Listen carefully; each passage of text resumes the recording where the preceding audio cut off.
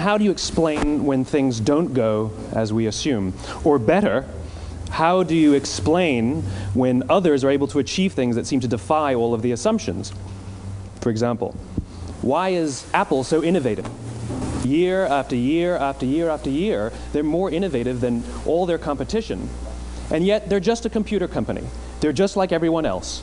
They have the same access to the same talent, the same agencies, the same consultants, the same media. Then why is it that they seem to have something different?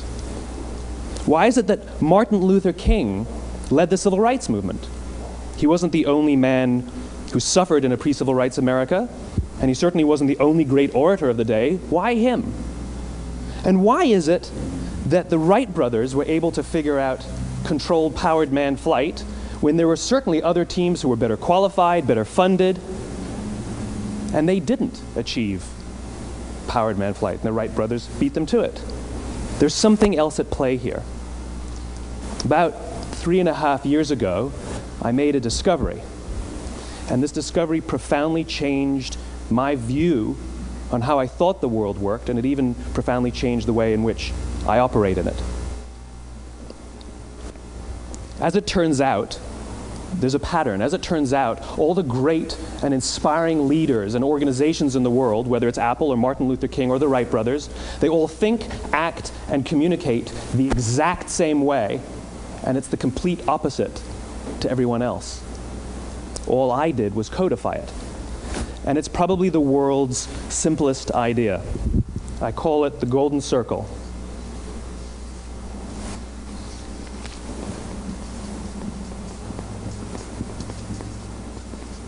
Why, how, what?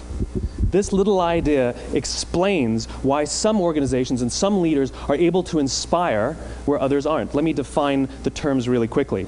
Every single person, every single organization on the planet knows what they do, 100%. Some know how they do it, whether you call it your differentiating value proposition or your proprietary process or your USP. But very, very few people or organizations know why they do what they do. And by why, I don't mean to make a profit.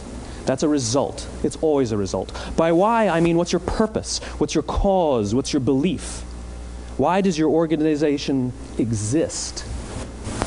Why do you get out of bed in the morning? And why should anyone care? Well, as a result, the way we think, the way we act, the way we communicate is from the outside in. It's obvious. We go from the clearest thing to the fuzziest thing. But the inspired leaders and the inspired organizations, regardless of their size, regardless of their industry, all think, act, and communicate from the inside out. Let me give you an example. I use Apple because they're easy to understand and everybody gets it. If Apple were like everyone else, a marketing message from them might sound like this. We make great computers. They're beautifully designed, simple to use, and user-friendly. Want to buy one? Meh. And that's how most of us communicate. That's how most marketing is done, that's how most sales is done, and that's how most of us communicate interpersonally. We say what we do, we say how we're different or how we're better, and we expect some sort of behavior, a purchase, a vote, something like that. Here's our new law firm. We have the best lawyers with the biggest clients. We have, we always perform for our clients, do business with us. Here's our new car. It gets great gas mileage. It has, leather seats. Buy our car. But it's uninspiring. Here's how Apple actually communicates. Everything we do, we believe in challenging the status quo. We believe in thinking differently.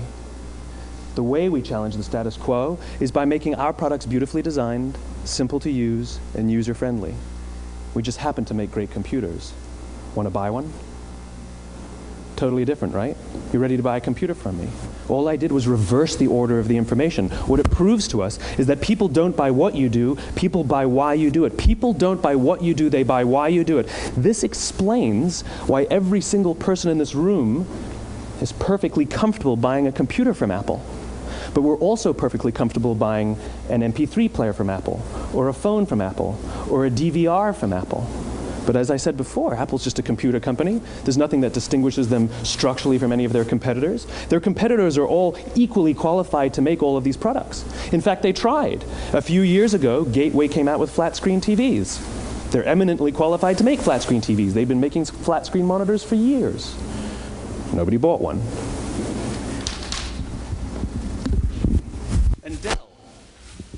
Dell came out with MP3 players and PDAs. And they make great quality products, and they can make perfectly well-designed products, and nobody bought one. In fact, talking about it now, we can't even imagine buying an MP3 player from Dell. Why would you buy an MP3 player from a computer company? But we do it every day. People don't buy what you do, they buy why you do it. The goal is not to do business with everybody who needs what you have. The goal is to do business with people who believe what you believe. Here's the best part. None of what I'm telling you is my opinion. It's all grounded in the tenets of biology, not psychology, biology. If you look at a cross-section of the human brain, looking from the top down, what you see is the human brain is actually broken into three major components that correlate perfectly with the golden circle. Our newest brain, our Homo sapien brain, our neocortex, corresponds with the what level. The neocortex is responsible for all of our rational and analytical thought and language. The middle two sections make up our limbic brains, and our limbic brains are responsible for all of our feelings, like trust and loyalty. It's also responsible for all human behavior, all decision-making, and it has no capacity for language. In other words, when we communicate from the outside in, yes, people can understand vast amounts of complicated information like features and benefits and facts and figures. It just doesn't drive behavior. When we communicate from the inside out, we're talking directly to the part of the brain that controls behavior, and then we allow people to rationalize it with the tangible things we say and do. This is where gut decisions come from. You know, sometimes you can give somebody all the facts and your figures, and they say, I know what all the facts and details say, but it just doesn't feel right. Why would we use that verb? It doesn't feel right. Because the part of the brain that controls decision-making doesn't control language. And the best we can muster up is, I don't know, it just doesn't feel right. Or sometimes you say you're leading with your heart or you're leading with your soul. Well, I hate to break it to you, those aren't other body parts controlling your behavior. It's all happening here in your limbic brain, the part of the brain that controls decision-making and not language. But if you don't know why you do what you do, and people respond to why you do what you do, then how will you ever get people to vote for you or buy something from you, or more importantly, be loyal and want to be a part of what it is that you do? Again, the goal is not just to sell people who need what you have. The goal is to sell to people who believe what you believe. The goal is not just to hire people who need a job. It's to hire people who believe what you believe.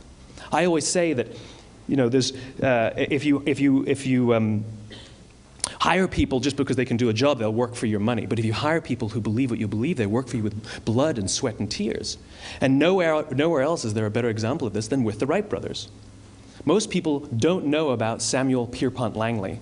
And back in the early 20th century, the pursuit of powered man flight was like the dot-com of the day. Everybody was trying it. And Samuel Pierpont Langley had what we assume to be the recipe for success.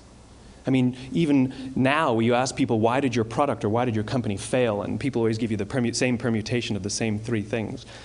Undercapitalized, the wrong people, bad market conditions. It's always the same three things. So let's explore that. Samuel Pierpont Langley was given $50,000 by the War Department to figure out this flying machine. Money was no problem. He held a seat at Harvard and worked at the Smithsonian and was extremely well connected. He knew all the big minds of the day. He hired the best minds money could find, and the market conditions were fantastic. The New York Times followed him around everywhere, and everyone was rooting for Langley. And how come we've never heard of Samuel Pierpont Langley? A few hundred miles away in Dayton, Ohio, Orville and Wilbur Wright. They had none of what we consider to be the recipe for success. They had no money. They paid for their dream with the proceeds from their bicycle shop. Not a single person on the Wright brothers' team had a college education, not even Orville or Wilbur. And the New York Times followed them around nowhere. The difference was Orville and Wilbur were driven by a cause, by a purpose, by a belief. They believed that if they could figure out this flying machine, it'll change the course of the world. Samuel Pierpont Langley was different. He wanted to be rich, and he wanted to be famous. He was in pursuit of the result. He was in pursuit of the riches. And lo and behold, look what happened.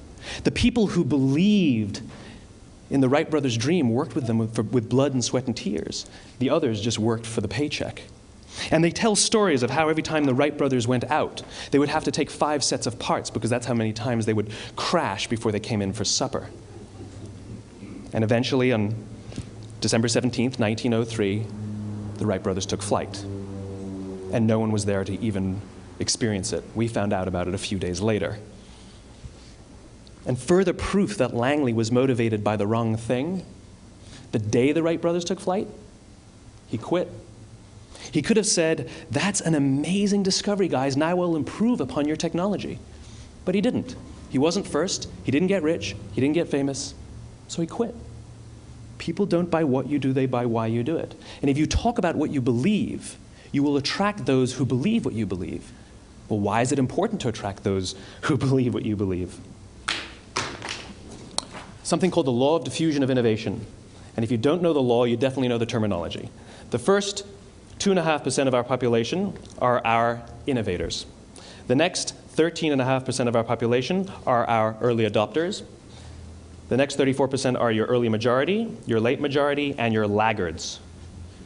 The only reason these people buy touch-tone phones is because you can't buy rotary phones anymore. We all sit at various places at various times on the scale, but what the law of diffusion of innovation tells us is that if you want mass market success or mass market acceptance of an idea, you cannot have it until you achieve this tipping point between 15 and 18% market penetration, and then the system tips. And I love asking businesses, what's your conversion on new business? And they love to tell you, oh, it's about 10%, proudly. Well, you can trip over 10% of the customers. We all have about 10% who just get it. That's how we describe them, right? That's like that gut feeling, oh, they just get it. The problem is, how do you find the ones that just get it before you're doing business with them versus the ones who don't get it? So it's this here, this little gap, that you have to close, as Geoffrey Moore calls it, crossing the chasm. Because you see, the early majority will not try something until someone else has tried it first. And these guys, the innovators and the early adopters, they're comfortable making those gut decisions. They're more comfortable making those intuitive decisions that are driven by what they believe about the world, and not just what product is available. These are the people who stood online for 6 hours to buy an iPhone when they first came out, when you could have just walked into the store the next week and bought one off the shelf. These are the people who spent $40,000 on flat-screen TVs when they first came out, even though the technology was substandard. And by the way, they didn't do it because the technology was so great. They did it for themselves. It's because they wanted to be first. People don't buy what you do, they buy why you do it. And what you do simply proves what you believe. In fact, people will do the things that prove what they believe. The reason that person bought the iPhone in the first 6 hours, or stood in line for 6 hours, was because of what they believed about the world and how they wanted everybody to see them. They were first. People don't buy what you do, they buy why you do it. So let me give you a famous example, a famous failure and a famous success of the law of diffusion of innovation. First, the famous failure. It's a commercial example. As we said before a second ago, the recipe for success is money and the right people and the right marketing conditions, right? You should have success then. Look at TiVo. From the time TiVo came out about 8 or 9 years ago to this current day, they are the single highest quality product on the market. Hands down, there is no dispute. They were extremely well-funded. Market conditions were fantastic. I mean, we use TiVo as a verb. I TiVo stuff on my piece of junk Time Warner DVR all the time. But TiVo is a commercial failure. They've never made money. And when they went IPO, their stock was at about $30 or $40 and then plummeted, and it's never traded above 10. In fact, I don't think it's even traded above 6, except for a couple of little spikes. Because you see, when TiVo launched their product, they told us all what they had. They said, we have a product that pauses live TV, skips commercials, rewinds live TV, and memorizes your viewing habits without you even asking. And the cynical majority said, we don't believe you, we don't need it, we don't like it, you're scaring us. What if they had said, if you're the kind of person who likes to have total control over every aspect of your life, boy, do we have a product for you. It pauses live TV, skips commercials, memorizes your viewing habits, etc., etc. People don't buy what you do, they buy why you do it, and what you do simply serves as the proof of what you believe. Now let me give you a successful example of the law of diffusion of innovation. In the summer of 1963, 250,000 people showed up on the Mall in Washington to hear Dr. King speak. They sent out no invitations, and there was no website to check the date. How do you do that? Well, Dr. King wasn't the only man in America who was a great orator. He wasn't the only man in America who suffered in a pre-civil rights America. In fact, some of his ideas were bad. But he had a gift. He didn't go around telling people what needed to change in America. He went around and told people what he believed. I believe, I believe, I believe, he told people.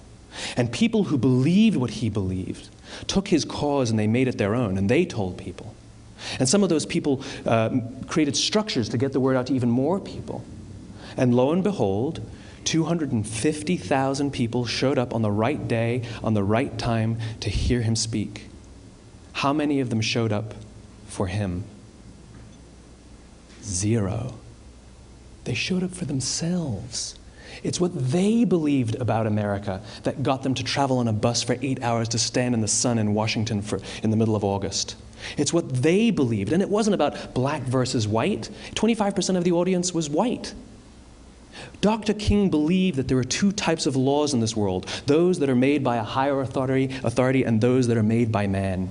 And not until all the laws that are made by man are consistent with the laws that are made by the higher authority will we live in a just world. It just so happens that the civil rights movement was the perfect thing to help him bring his cause to life. We followed him not for him, but for ourselves. And by the way, he gave the I have a dream speech, not the I have a plan speech. Listen to politicians now with their comprehensive 12-point plans. They're not inspiring anybody. Because there are leaders and there are those who lead. Leaders hold a position of power or authority, but those who lead inspire us. Whether they're individuals or organizations, we follow those who lead not because we have to, but because we want to. We follow those who lead not for them, but for ourselves. And it's those who start with why that have the ability to inspire those around them or find others who inspire them. Thank you very much.